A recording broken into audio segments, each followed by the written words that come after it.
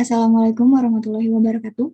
Perkenalkan, saya Safitri Farahadifa dari Sains Informasi Geografi Angkatan tahun 2020 dengan NIM 2001760.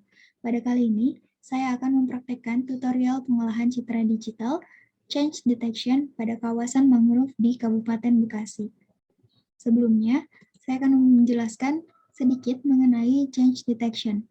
Citra penginderaan jauh adalah alat yang bermanfaat untuk menganalisis perubahan yang terjadi karena hasil perekamannya pada area yang sama secara berkelanjutan.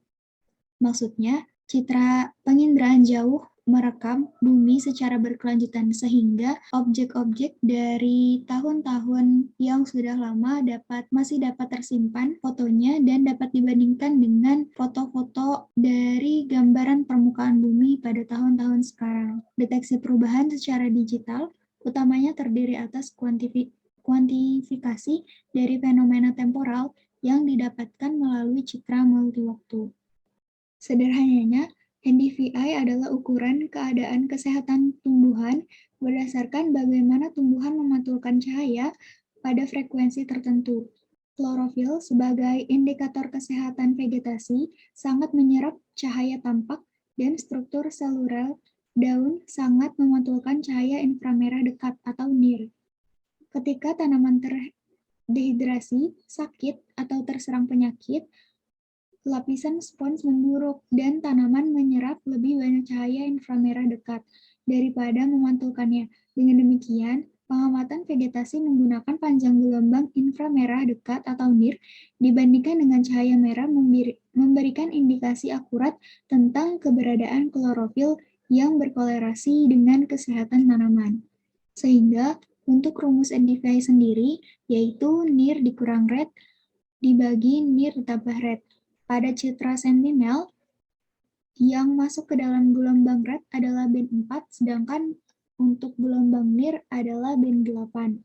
Kemudian NDVI memiliki rentang minus 1,0 sampai 1,0 yang mewakili kehijauan vegetasi. Langsung saja, saya akan mempraktekkan pengolahan citra digital mengenai analisis kerapatan mangrove menggunakan NDVI di Kabupaten Bekasi, menggunakan software QGIS dan Citra Sentinel-2.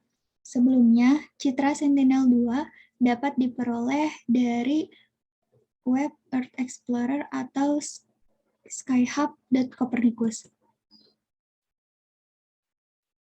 Masuk kepada software QGIS, kita akan memasukkan Citra Sentinel yang telah di-download sebelumnya. Namun, karena untuk mempersingkat waktu, Citra Sentinel yang saya olah pada kesempatan kali ini sudah saya klip terlebih dahulu. Sebelumnya, untuk memasukkan dan mengolah Citra Sentinel agar menjadi NDVI, kita membutuhkan plugin, yaitu plugin Semi-Automatic Classification Plugin. Jika belum ada, maka kita dapat menginstalnya. Di klik all, kemudian kita search Semi-Automatic Classification Plugin. Jika belum terinstall, maka akan ada tulisannya install, dan jika sudah terinstall, maka tulisannya uninstall atau reinstall. Mungkin kita dapat reinstallnya. Akan muncul seperti ini. Ini dapat kita pindah atau kita close. Kemudian kita pilih icon Semi-Automatic Classification Plugin yang seperti ini. Kemudian di band set kita masukkan band yang akan kita olah. Open file. Kemudian terlebih dahulu kita akan menginstal yang tahun 2017.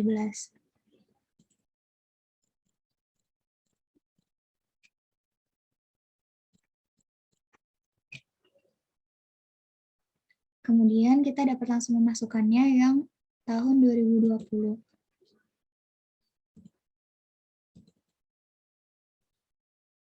Mohon maaf, tahun 2021.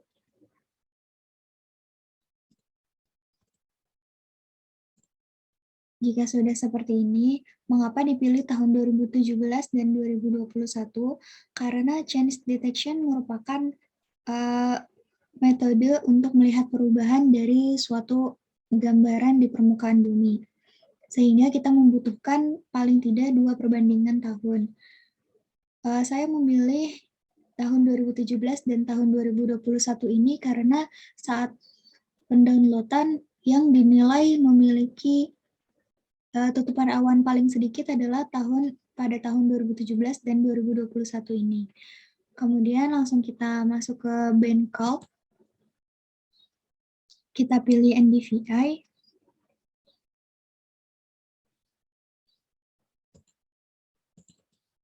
Kemudian NIR-nya kita masukkan band 8 dan rate-nya kita masukkan band 4. Untuk pertama-tama kita olah data untuk tahun 2017 terlebih dahulu.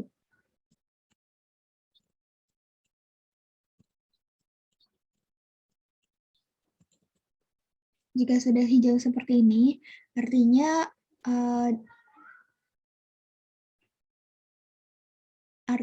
script yang kita masukkan itu sudah benar. Kemudian kita run dan pilih folder penyimpanannya. Misalnya saya akan memasukkannya di UTS-2. Kemudian pilih select folder.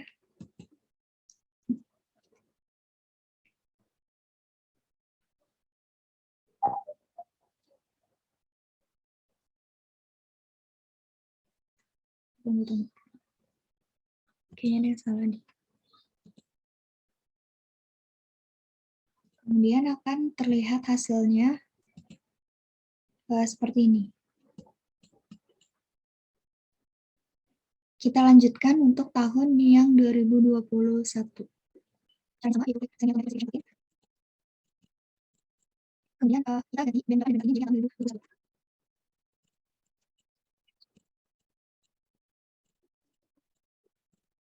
Kemudian kita tekan, dan sampai ke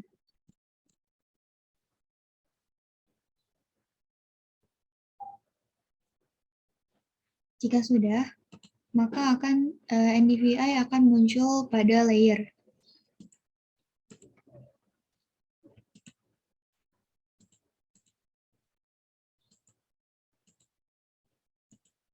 Agar lebih mudah dikenali, kita rename filenya menjadi tahun 2017 dan 2021.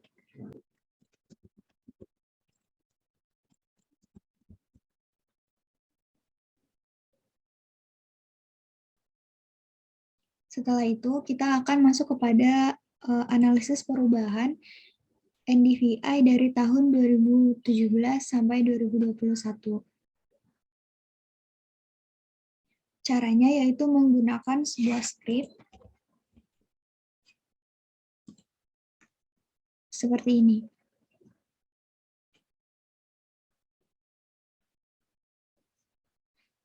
Yang mana nantinya akan ada 3 kelasan, yaitu nilai kelas dengan nilai 0, nilai 1, dan nilai 2. Nilai 0 menunjukkan nilai NDVI yang berkurang dari rentang 2017 hingga 2021. Kemudian untuk nilai 1 menunjukkan nilai NDVI yang tetap.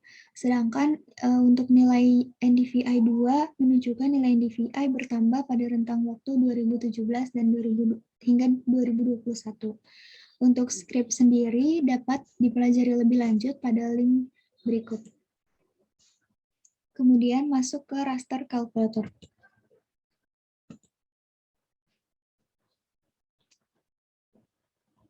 Kita pastekan scriptnya. Dan ubah NDVI ini menjadi yang ada di raster band ini. NDVI 2017.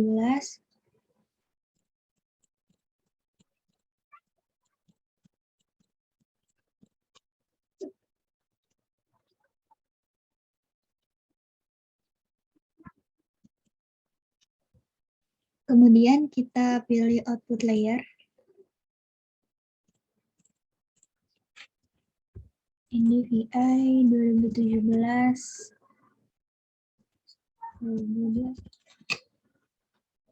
Kemudian kita save dan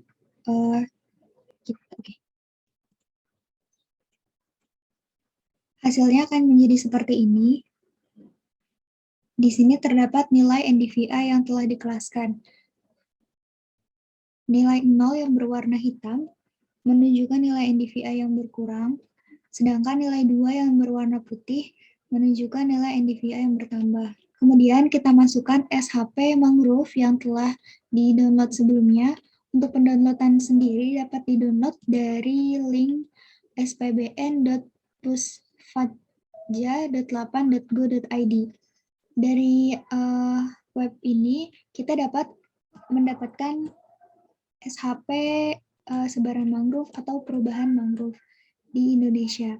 Misalnya saja untuk sebaran mangrove di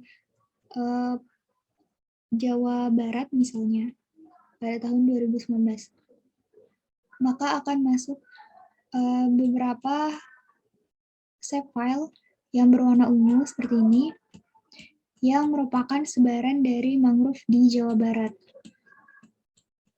Seperti itu. Sebelumnya saya sudah mendownload SHP ini dan menyesuaikannya dengan tutupan mangrove pada tahun 2021. Sehingga hasilnya menjadi seperti ini. Kita add layer dulu.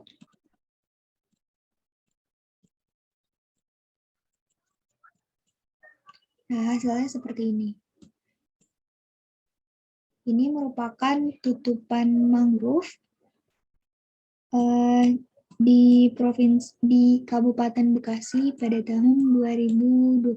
Kemudian kita akan melaksanakan clip dari raster ini dengan cara klik raster, kemudian extraction dan clip by mask layer. Kemudian input layernya NDVI 2017 sampai 2021, mask layernya mangrove, dan kita pilih outputnya misalnya dengan nama mangrove.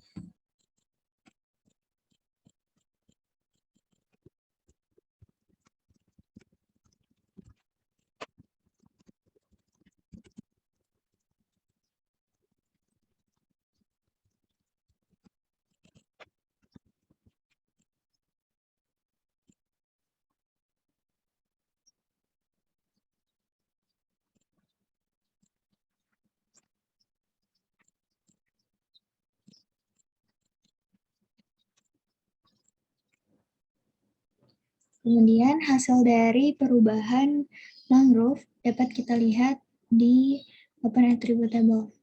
Nah, maka sudah terlihat perubahan dari mangrove ini merupakan hasil dari perubahan dari tiap-tiap mangrove menurut nilai NDVI. Misalnya pada yang kelas 0 yang kehijauan vegetasi mangrove-nya berkurang, terdapat 4.202.300 meter persegi. Selanjutnya kita dapat kemudian kita buat file baru.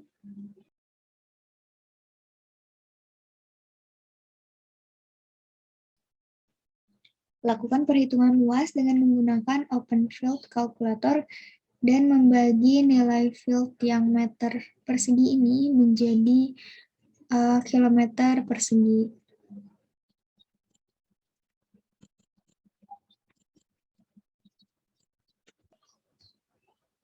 Pilih Field and Value, kemudian klik 2 kali pada meter persegi, kemudian kita pilih bagi dengan 1 juta. Dapat kita ketahui, kehijauan mangrove yang berkurang menurut nilai NDVI sebesar 4,2023 km persegi. Kemudian untuk nilai kehijauan mangrove yang bertambah sebesar 2,5658 km persegi dan yang tetap sebesar 0,0002 km persegi. Nah, tabel ini dapat di-download atau di-ekspor menjadi CSV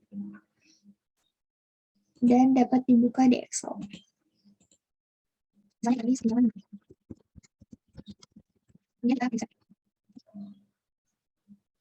Nah, kalau sudah, kita dapat langsung melakukan layout pada peta. Kita ubah dulu propertiesnya.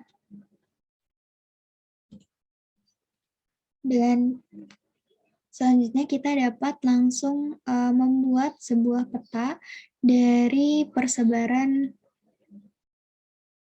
perubahan mangrove di Kabupaten Bekasi.